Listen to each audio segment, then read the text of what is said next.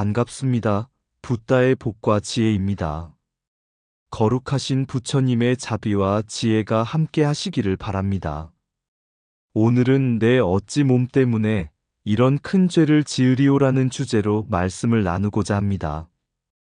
우리의 이 몸은 언젠가 늙고 병들고 결국은 흩어질 인연의 그릇일 뿐이지만 계율과 자비는 생생히 남아 여러 생의 공덕을 이어줍니다. 부처님께서는 진리의 길을 걷는 이는 몸보다도 마음의 청정과 계행을 중히 여겨야 한다고 하셨습니다. 생명을 해치지 않는 마음, 한 생명도 가볍게 여기지 않는 마음, 바로 그 자비심이 불법의 근본이며 우리가 지켜야 할 삶의 바탕입니다. 오늘 이 말씀을 통해 순간의 이익보다 영원한 진리를 따르는 길이 무엇인지 함께 살펴보고 작은 생명 하나라도 귀히 여기며 살아가는 삶을 다짐해 보겠습니다. 자, 그럼 내 어찌 몸 때문에 이런 큰 죄를 지으리오? 그 여정을 함께 해볼까요? 몸보다 계율이 더 귀하다. 옛날 어느 마을에 젊은 수행자가 있었습니다. 그는 부처님께 계율을 받아 지키며 작은 벌레 하나도 해치지 않으려 애썼습니다. 어느 날 산길을 가던 중 도적을 만나게 되었습니다. 도적은 칼을 들고 위협하며 말했습니다. 이 염소를 잡아 고기를 삶아내어라. 그렇지 않으면 네 목숨을 끊겠다. 수행자는 잠시 눈을 감고 생각했습니다. 몸은 언젠가 늙고 병들어 사라지지만 계율을 범하면 끝없는 업의 굴레가 이어지리라. 내가 어찌 잠깐의 생명을 위해 큰 죄를 지으리오? 그는 차분히 대답했습니다. 내 몸을 빼앗을 수는 있어도 내 계율과 자비심은 빼앗지 못할 것이다. 나는 차라리 목숨을 버릴지언정 살생의 죄는 짓지 않으리라. 도적은 크게 화를 내며 칼을 들었으나 그 순간 이상하게도 손이 떨려 칼을 떨어뜨리고 말았습니다. 수행자의 두려움 없는 눈빛과 자비로운 기운에 눌린 것이었습니다. 그 장면을 본 도적은 오히려 무릎을 꿇고 말했습니다. 그대의 마음은 강철보다 굳세고 연꽃보다 청정하구나. 나는 평생 죄만 짓고 살았는데 오늘에서야 진리를 보았다. 그날 이후 도적은 칼을 버리고 수행자의 제자가 되어 살생을 끊고 바른 삶을 살게 되었다고 합니다. 병든 몸보다 지켜야 할 마음. 옛날 인도 어느 마을에 계를 받은 노승이 있었습니다. 그는 병들고 늙어 하루하루 기력이 약해졌지만 항상 살생을 하지 말라는 계율을 지키며 살았습니다. 어느 날 제자가 약을 구해와 말했습니다. 스승님, 이 약은 비둘기의 간을 써야 합니다. 그렇게 하면 병이 나으실 수 있습니다. 노승은 조용히 웃으며 대답했습니다. 얻은 목숨이 잠시 길어진다 하여 어찌한 생명을 빼앗는 큰 죄를 짓겠느냐? 이 몸은 언젠가 늙어 무너질 터이니 내가 지켜야 할 것은 몸이 아니라 계율이다. 제자는 눈물이 나서 고개를 떨구었습니다. 노승은 손을 잡아 일으키며 말했습니다. 내가 몸을 지키려 계를 어긴다면 그 죄는 내 생을 넘어 끝없이 이어지리라. 하지만 몸은 덧없고 계율은 영원한 공덕이 된다. 그는 끝내 약을 거절하고 평온한 마음으로 입적하였습니다. 마을 사람들은 노승의 죽음을 애도했지만 그가 지켜낸 계행의 향기는 오랫동안 사람들의 마음에 남아 생명을 귀히 여기게 했습니다. 몸은 언젠가 무너지지만 계율은 영원히 향기를 남긴다. 순간의 생명을 살리려 큰 죄를 짓는 것은 바닷물을 마셔 갈증을 채우려는 것과 같다. 계율을 지킨 죽음은 빛이 되지만 계율을 어긴 삶은 어둠이 된다. 생명을 해치지 않는 마음이야말로 부처님의 길이다. 한 몸은 흙으로 돌아가나 한 계행은 세세생생을 밝힌다.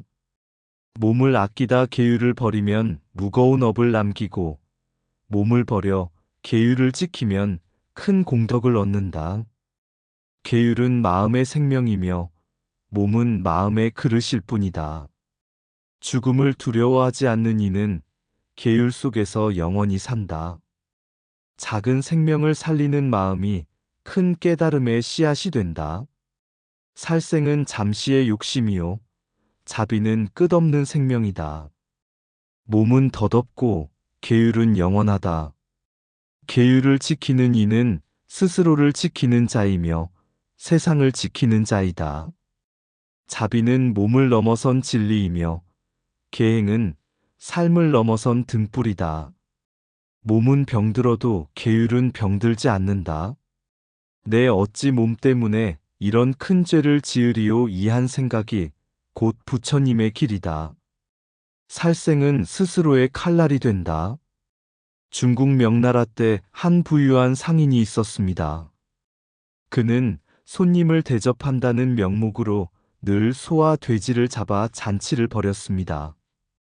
사람들은 부러워했지만 그의 집 마당에는 늘 동물들의 울음소리가 그치지 않았습니다. 어느 날 상인은 꿈을 꾸었습니다. 꿈속에서 그는 수많은 소와 돼지, 닭, 개, 뱀에게 둘러싸였습니다.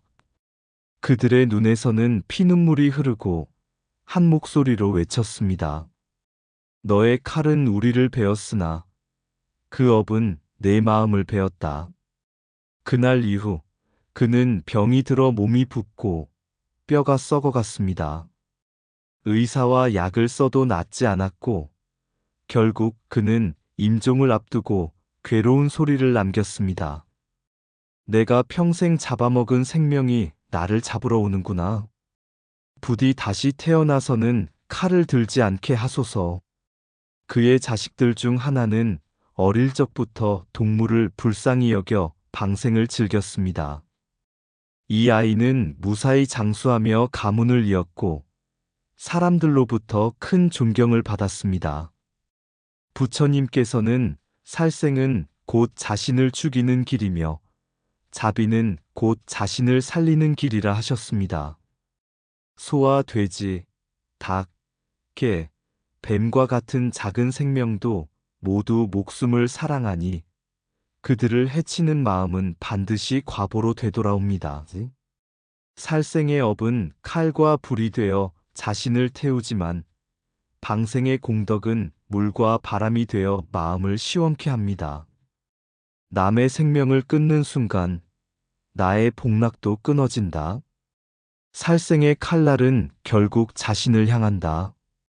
작은 생명을 가볍게 여기는 자, 큰 업의 무게를 면치 못한다. 소의 눈물, 돼지의 울음, 닭의 비명은 곧 내 업보의 소리다. 살생은 한순간의 입맛을 채우지만 과보는 끝없는 세월을 괴롭힌다. 남의 고통 위에 세운 즐거움은 반드시 무너진다. 자비 없는 칼은 스스로의 무덤을 판다. 살생의 즐거움은 짧고 과보의 고통은 길다. 생명을 해치면 그 생명은 언젠가 나를 찾아온다. 개와 뱀도 목숨을 사랑하니 그 눈물을 가볍게 여기지 말라. 살생은 타인의 몸을 파괴하고 동시에 자신의 마음을 파괴한다. 생명을 빼앗는 소는 반드시 업보의 쇠사슬에 묶인다. 살생의 업은 불덩이가 되어 집과 몸을 태운다. 오늘 잡은 생명은 내일의 괴로움이 된다. 방생은 자유를 낳고 살생은 굴레를 낳는다. 물고기를 놓아준 아이. 옛날 조선의 한 시골 마을에 가난한 아이가 있었습니다. 어느 날 장터에서 물고기를 팔던 상인이 외쳤습니다. 오늘 팔리지 않으면 이 물고기들은 저녁에 국이 되고 말 것이다. 아이의 손에는 겨우 동전 두 잎이 있었습니다. 원래는 그것으로 저녁거리를 살 생각이었지만 물고기들이 숨을 헐떡이며 살려달라는 듯 눈을 깜빡이는 것을 본 순간 마음이 움직였습니다. 내 배는 굶주리더라도 이 목숨들은 살려야겠다. 아이는 동전을 내어 물고기 2마리를 사서 강가에 풀어주었습니다. 그날 밤 아이는 꿈을 꾸었습니다. 꿈속에서 2마리 물고기가 나타나 말했습니다. 네가 우리를 살려주었으니 앞으로 너의 길도 열리리라. 세월이 흘러 아이는 항문을 닦아 마침내 나라의 큰 벼슬에 오르게 되었습니다. 그는 언제나 청렴하고 자비로운 마음으로 백성을 다스렸고 사람들은 그의 이름을 두고두고 칭송했습니다. 그는 말년에 이렇게 남겼습니다. 한때 굶주림을 참은 작은 실천이 내 삶을 가볍게 하고 많은 이들에게 이익이 되었다. 방생은 곧 나를 살린 길이었다. 부처님께서는 자비는 모든 계율의 근본이며 작은 선행도 큰 공덕을 이룬다고 하셨습니다. 방생은 단순히 생명을 놓아주는 행위가 아니라 내 마음을 풀어주고 업을 가볍게 하는 수행입니다. 작은 생명 하나를 존중하는 마음이 곧 부처님의 길이며 그것이 바른 삶의 시작입니다. 한 생명을 살리면 그 생명이 다시 나를 살린다. 방생은 남을 풀어주는 것이 아니라 내 마음을 풀어주는 길이다. 작은 자비 한 번이 큰 공덕을 낳는다. 물고기를 놓아주면 내 업도 함께 흘러간다. 방생은 곧 방업, 죄업을 풀어내는 실천이다. 한 생명의 눈물을 닦아주면 내 생의 고통도 가벼워진다. 굶주림을 참아 방생한 이는 복락으로 배부른다. 자비는 물에 흘려보낸 물고기처럼 넓고 끝이 없다. 방생은 생명을 살리고 동시에 나의 미래를 살린다. 업은 잡은 칼 끝에 쌓이고 공덕은 풀어준 손끝에 싹튼다. 생명을 놓아주는 순간 내 마음의 속박도 풀린다. 작은 방생이 큰 깨달음의 문을 연다. 자비의 실천은 공덕의 씨앗이며 방생은 그 싹을 틔운다. 한 번의 방생은 1000번의 참회와 같다. 방생은 단순한 행위가 아니라 생명을 존중하는 바른 삶의 서원이다. 연못에 핀 연꽃. 옛날 어떤 왕이 있었습니다.